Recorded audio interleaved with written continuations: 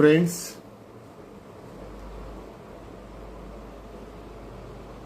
जेन जी ने साबित कर दिया कि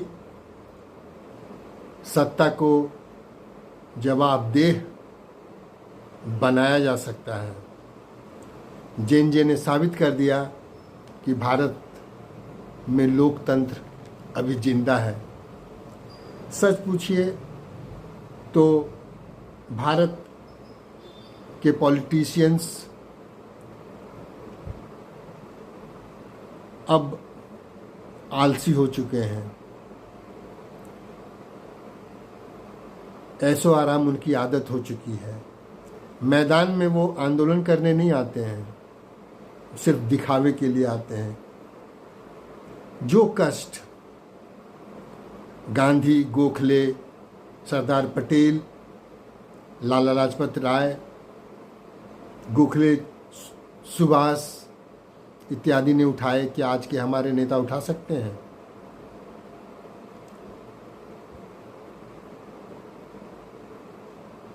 अब उनमें आज के नेताओं में जंग लग चुकी है और उनके लिए राजनीति लोक सेवा है कि नहीं, यह निर्णय तो आप पर है। लेकिन इतना तो तय है कि आज के राजनीतिबाज प्रोफेशनल्स हो चुके हैं। अब राजनीति उनके लिए एक प्रोफेशन है। इसीलिए तो आप ही बताइए कि जेपी आंदोलन जो 1974-75 में हुआ था, उसके बाद भारत में सिर्फ एक अन्ना हजारे जी का आंदोलन 2011 में हुआ और उसके बाद उससे भी छोटे रूप में किसान आंदोलन हुआ 2020-21 में, और उसके बाद यही कॉकरोच जनता पार्टी का आंदोलन हुआ। आप बताएं, आपको अगर याद हो तो बताइए कि कोई आंदोलन इस बीच में हुआ हो for the betterment of the India, कुछ नए भारत में विकास हो उसके लिए। कोई ज़रूरी नहीं है कि सरकार को टॉपल करने के लिए ही आंदोलन हो। क्यों? कि इस देश में समस्याओं की कमी नहीं है। इसीलिए मैंने अपने पिछले एपिसोड में कहा था कि सन्नाटा क्यों है भाई विपक्ष में, तो लोगों ने इसको सीरियसली नहीं लिया। मैंने यह भी कहा था कि अपने देश में मुद्दों की कमी नहीं है, हमें सब दिखाई भी देता है। फॉर एग्जाम्पल, पुलों का बह जाना या ढह जाना, सांप्रदायिक उन्माद, रोड का बाढ़ में बह जाना, सरकारी दफ्तरों में काम निकलवाने के लिए सैकड़ों चक्कर, अंतहीन चक्कर लगाना, सरकारी बिल्डिंग बनकर तैयार हो जाने के बावजूद बिना उपयोग के उसका जर्जर हो जाना, पुल बन जाए लेकिन महीनों अप्रोच रोड नहीं बनता है, हॉस्पिटल है तो दवा नहीं, दवा है तो डॉक्टर नहीं, डॉक्टर है तो इमरजेंसी ऑपरेशन थिएटर अच्छा नहीं है, ऑपरेशन थिएटर अच्छा है तो ऑक्सीजन नहीं है। ढेर सारी समस्याएं हैं अपने देश में और सब जगह जवाबदेही तय करने की आवश्यकता है आज के दिन में।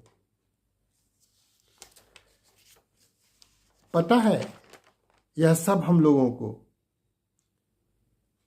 कि यह सब गलत है, फिर भी हम चुप्पी साधे रहना ही उचित समझते हैं और इसका कारण हमारी नाउमीदी है।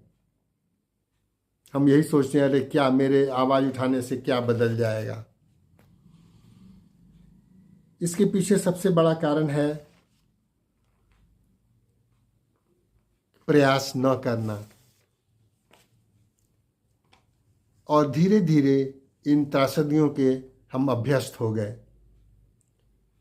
पर मन में एक सवाल हमेशा फिर भी जिंदा था कि क्या हम एक लोकतांत्रिक भारत में रहते हैं? क्या यहाँ लोकशाही है?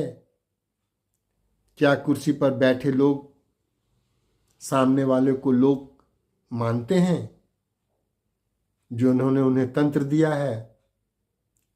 जैन जी को 100% क्रेडिट देना होगा, जिसने यह साबित कर दिया, जिसने यह विश्वास फिर से पैदा करा दिया कि भारत में लोकशाही जीवित है। और अगर लोग चाहे तो सरकार को जवाबदेही तय करने के लिए मजबूर कर सकता है। और इसके लिए तो कम से कम कॉकरोच जनता पार्टी के सदस्यों को आपको क्रेडिट देना ही होगा। जंतर मंतर पर उपस्थित या एकत्रित लोगों ने हो सकता है कि कुछ अपशब्द बोले हों, कुछ तीखी बात बोले हों जो असहज और अस्वीकार्य भी हो हमें, लेकिन उसके पीछे छिपे असंतोष को हमें नज़रअंदाज नहीं करना चाहिए। इस आंदोलन की उपलब्धि किसी मिनिस्टर का आना या जाना नहीं है, बल्कि जवाबदेही तय होना है, और वो हुआ। जनता अगर अड़ जाए तो सत्ता को जवाब देना ही होगा। मुझे याद आ रहा है अन्ना हजारे जी की लोकपाल की मांग। सरकार तैयार भी हुई, बिल भी है, लेकिन क्या आज भी यह भारत में सही ढंग से काम कर रहा है? इसकी व्यावहारिकता और इसकी उपयोगिता पर सरकार को ध्यान देना होगा। सत्ता सिर्फ अपने हाथ में रहे, बस बाकी जैसे चलता है चलने दो की नीति पर पिछले सरकार चलते रहे हैं। अगर आज की सरकार भी इसी नीति पर चली तो क्या परिवर्तन हो सकता है? क्या भारत पुनः सोने की चिड़िया बन सकता है? क्या भारत एक विकसित देश बन सकता है? सवाल आपके सामने है, जवाब आपको ढूंढना है। अपनी राय इस वीडियो के बारे में ज़रूर देंगे। इसे शेयर करें और सब्सक्राइब करें। Thank you very much for watching the video.